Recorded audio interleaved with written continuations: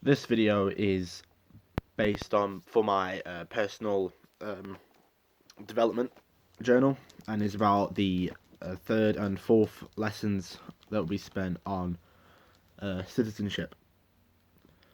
So first of all, I'll talk about the success and the challenges that we went through. So over these two lessons, we managed to we blocked some scenes. For example, some of the later on scenes, like after the scene with Tom and Amy finally doing it, and Tom goes to meet Martin. Um, like one of the successes we had. We were able to really get through that scene really quickly, and I'm really happy about that because then that saved us a lot of time. And we were just because we both kind of knew our lines as well. But overall, one of the challenges we had, especially, was there were some scenes that were just a bit of a nightmare to do because we didn't know the lines, and it was not really anybody's fault, but it was more just everyone was a tad bit confused because we had been constantly postponing this scene over the course of the lessons. So we managed to get through the first bit. We blocked the first bit really well, but then after a certain point, we'd get to a standstill of what's the next line and where do we go from here.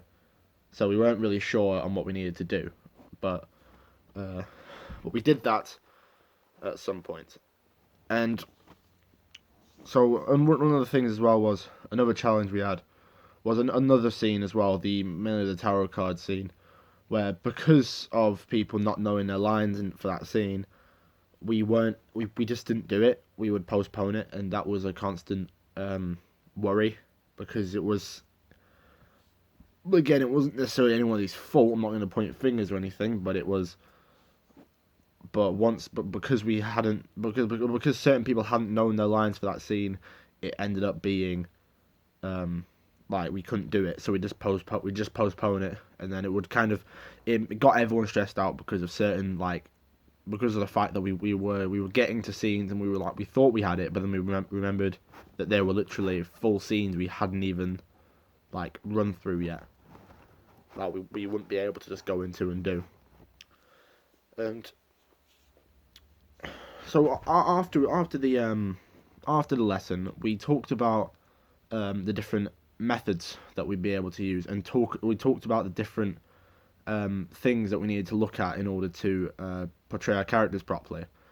One of them being, for example, the magic if, and a lot of the time we do need to remember that is something that happens. But that is one of the biggest things we need to remember is the magic if is such an important part of the thing. And of course, it's similar for me as well. So especially in the Martin scene where Tom and Martin first meet, the magic if is really big for me because to think about what would I be like in that situation of, oh, I've just met this person online and I've gone to their house and I don't know who they are. Of course I'm gonna be nervous. So I needed to think about how to portray that. And I did because a lot of time because I consider Tom a heart character, which is again is one of the techniques that I've used is the archetypes, and I've really considered Tom to be a quite a heart character, and so because he is a heart character, obviously a lot of tension comes from up here and is around this area, so a lot of it is nervousness, rubbing your hands together, kind of your head's not forward, you're not charging towards anything, but I was always a bit cautious walking around his apartment and his nice place and everything, and I was always quite cautious. I wasn't always doing this because it was okay, I need to stop doing this now because of course when you're nervous you don't really tend to do this all the time. I don't want to show that I'm nervous, so I'm just going to put my hands down by my side and just let it go, but still leading with the heart. And on feedback, it was, again, a lot of the time what it did end up being it was always quite good. it was never really that big of an issue. Again, a lot of the feedback, some of the feedback that I did get was for the Martin scene that I'd need to, I would continuously play it a bit like, I would still play it a bit cocky, a bit like Tom, rather than being nervous. I'd always kind of, like, I tend to just kind of, yeah, really nice place, trendy, like, kind of have that funniness about it, even though I'm in a situation where I'm a bit nervous and I'm a bit scared. And yeah, physicality, of course, is another thing that I've had to work on constantly throughout Citizenship. So physicality is obviously a really big thing, and again, working on the archetypes has really helped me to um, like decide on things.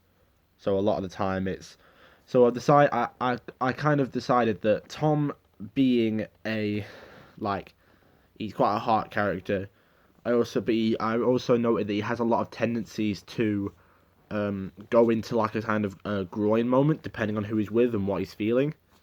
Like, so especially with when I'm with Gary and Ray and Steven show up, a lot of it is like it would turn from being all like here to just being like down here by the hips and everything. A lot of groin like kind of motions. Mainly because of Tom's tendencies to want to impress people around him, which is again why he's a bit of a heart character. Another one of my physicality decisions that I made was the fact that obviously standing as I am is like whatever, but I wanted to try and create like a symbolic kind of like a sort of symbolism about my standing, about how I don't stand like this. I stand kind of both my feet out, facing in either directions. At least I'm trying to do this, and I will a lot of time if I notice I'm not doing it, I'll quickly change to do it, and then I kind of need to work on making sure I'm doing that properly. But so one of the things is so the reason I stand like that is because of the fact that Tom is, of course, he's unsure about what he is. He's unsure about his future. So a lot of it is just I'm gonna stand like this because it doesn't know whether he's gonna go this way or that way. And obviously, not a lot of people like people who are generally, people who are confused about their lives. They don't typically stand like that. But it's because it's a symbolic thing, and it's one of those things that you notice. And sometimes when Tom is ready to go into a situation where he thinks he knows what he's doing, I'd sometimes stand both my feet forward because it's almost like I'm charging straight head first into these moments that I think I know. I'm thinking, yep, this is where I want to be. This is where I want to go.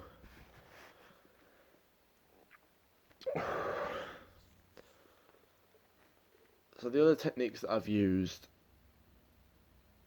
have been, of course, the 7 questions, which is basically just the thing of the 7 questions of what I want to think. You can see that in the other video.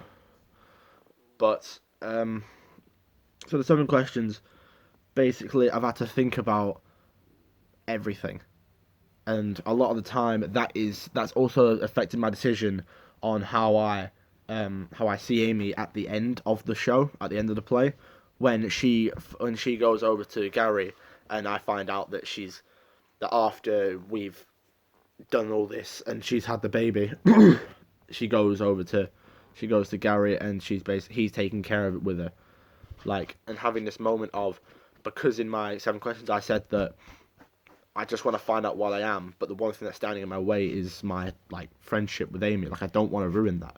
And the fact that at the end of the play, when she goes to Gary, and I find out that, oh, my own decisions have made this happen. I have ruined this. I have ruined this relationship that I've had with Amy. It's another magic if situation of if I was to see the person that I thought I loved going out with someone else, and it's such a tight thing as well to go out with someone who's already got a kid is already a really like committed thing.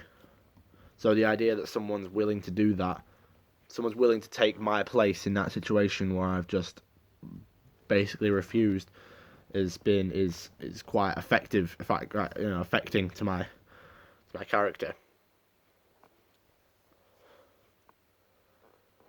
Overall, lines need to be learned. Of course, there are still some scenes where are a bit iffy, especially me. You've got all these other things to do, but overall, lines are a big issue, of course, because well, not so much anymore, because a lot of the time it is like I've not seen anybody with a script in hand, so that's good. But it's better to have that moment. It's better to not have the script and not need it rather than like not like it's better to have not the script and not need it than not have the script and be asking for cues for every line. So that's that.